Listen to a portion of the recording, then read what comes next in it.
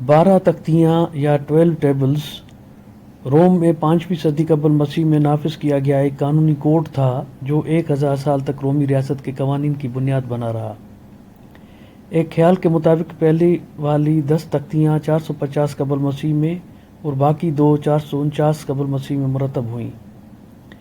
پہلی تختی کا عنوان تھا مقدمے کی ابتدائی کارروائیاں، جس میں 9 دفعات شامل کی گئی تھیں۔ اگر مدعی مدعا کو عدالت بلائے تو وہ یعنی مدعا لیا جائے گا۔ اگر وہ نہیں جاتا ہے تو مدعی اس پر ایک گواہ بلائے گا، تب وہ مدعی زبردستی مدعا کو لے آئے گا۔ اس قانون کے مطابق عدالتی فورم کے سامنے مدعا کو پیش کرانا مدعی کی ذمہ داری تھی۔ اگر وہ عدالتی فورم جانے سے انکار کرتا تھا تو قانون اس کے ساتھ زبردستی کی اجازت دیتا تھا، لیکن اس شرط پر کہ مدعا کے اس انکار کے واقعے کا کم سے کم ایک گواہ ہو، تو پھر طاقت کے استعمال کی قانونی اجازت حاصل ہو جاتی تھی۔ اگر مدعا ٹال مٹول کی کوشش کرے یا بھاگنے کی کوشش کرے تو مدعی مدعا پر ہاتھ ڈالے گا، نقصان پہنچائے گا۔ قانون کی اس دفعہ کے مطابق اگر مدعی مدعا کو عدالتی فورم میں چلنے کے لیے کہے اور وہ بھاگنے کی کوشش کرے تو اس صورت میں قانون نے مدعی کو حق دیا کہ وہ اس کو گرفت میں لا کر عدالتی فورم میں پیش کرے، اور ایسی صورت میں اگر مدعا کو کوئی نقصان پہنچے تو مدعی پر ذمہ داری نہیں آئے گی۔ اگر مدعا کے آنے میں اس کی بیماری یا بڑھاپا رکاوٹ ہے تو جو شخص اسے عدالت میں بلائے گا وہ اسے پہنچانے کے لیے سواری فراہم کرے گا۔ اگر سواری چھت والی بگی ہے تو مدعی اگر نہ چاہے تو اس کی چھت نہیں کھولے گا۔ اگر مدعا کوئی انکار نہ کرے یا مدعی کے مقدمے سے بھاگنے کی کوشش بھی نہ کرے مگر مجبوری کی وجہ سے عدالتی فورم میں آنے سے قاصر ہو، تو مدعی کو قانون نے زبردستی کرنے کا اختیار نہیں دیا، لیکن مدعی کو پابند کیا کہ مدعا کو سواری کی مناسب سہولت مہیا کرے۔ فری ہولڈر ٹیکس دینے والا ونڈیکس بنے گا یا پرولتاری اگر چاہے تو ونڈیکس بنے گا۔ رومن قانون نے دیوانی معاملات میں عدالتی فورم کو اختیار دیا کہ وہ مدعا سے ہر مقرر تاریخ پر حاضر رہنے کے لیے ضمانت لے۔ ضامن کو رومن میں ونڈیکس کہا جاتا تھا۔ ضمانت دینے والا صرف فری ہولڈر یا کسی غیر منقولہ ملکیت کا مالک ہوتا تھا۔ اس وقت ایسے فری ہولڈر 2 قسم کے ہوتے تھے، ایک وہ جو ٹیکس پیئر تھا جس کی ملکیت کی مالیت 1500 تانبے کے سکوں کی مالیت کے برابر یا زیادہ ہوتی تھی۔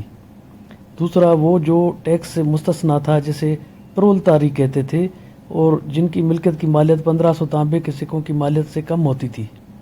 تانبے کے سکوں کو رومن میں اسیس کہتے تھے۔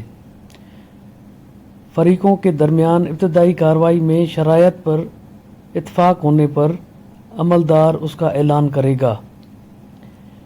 اگر فریق شرائط پر متفق نہ ہو تو عملدار ان کا مقدمہ کومیٹیم یا فورم میں شامل کریں گے، جہاں پر دونوں فریق دوپہر کے وقت یا 12 بجے حاضر ہو کر اپنے دلیل پیش کریں گے۔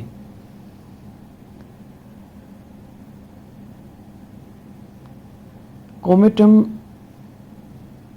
روم میں میٹنگ والی جگہ کو کہتے تھے اور فورم مارکیٹ والی جگہ کو کہا جاتا تھا۔ مقدمہ کے وقت کے لیے نون یا 12 بجے دن کا وقت قانون نے مقرر کیا تھا، جس کی پابندی لازمی ہوتی تھی اور انحرافی کی صورت میں نتائج بھی وضع کیے گئے تھے۔ اگر کوئی ایک فریق دوپہر کے بعد تک حاضر نہیں ہوا تو جج مقدمے کا فیصلہ فریق حاضر کے حق میں سنا دے گا۔ رومن قانون نے ایکس پارٹی فیصلہ کا اصول وضع کیا تھا جو آج بھی دنیا کے سول پروسیجر کے قوانین میں شامل ہے۔ اگر دونوں فریق حاضر ہوں تو مقدمہ سننے کا وقت مغرب تک ہوگا۔ نون یا دوپہر سے مغرب تک کا وقت برصغیر کے پرانے ٹائم یونٹ پہر کے حساب سے 2 پہروں پر مشتمل وقت ہے۔ دن اور رات میں 8 پہر ہوتے تھے، جن میں 4 دن کے اور 4 رات کے، اور ہر پہر میں 3 گھنٹے ہوتے ہیں۔ دن کا پہلا پہر سورج طلوع ہوتے وقت شروع ہوتا ہے اور جب دوسرا پہر ختم ہوتا ہے تو نون ٹائم ہو جاتا ہے۔ اس کے بعد تیسرا پہر اور پھر چوتھا پہر مغرب کے وقت پورا ہوتا ہے۔ مغرب کے بعد رات کا پہلا پہر شروع ہوتا ہے اور چوتھا پہر سورج طلوع ہوتے وقت ختم ہوتا ہے۔ نون یا دوپہر سے مغرب تک کا وقت اس حساب سے 6 گھنٹے کا وقت ہے، جو رومن میں کورٹ ٹائم تھا، جس کے بعد مقدمہ ملتوی ہو جاتا تھا۔ دوسرے دن کی کارروائی کے لیے دونوں فریق اپنی دوبارہ حاضری کی ضمانت یا ذیلی ضمانت کا اندراج کرائیں گے۔ پہلی پیشی پر اگر مقدمہ مکمل نہ ہونے کی صورت میں جب التوا ہوتا تھا تو کورٹ فریقین سے اگلی حاضریوں کے لیے ضمانت مانگتی تھی۔ ضمانت کا رومن لا میں وضع کیا گیا یہ طریقہ موجودہ دور میں ضمانت کے قوانین کی ابتدائی شکل میں شمار ہوتا ہے۔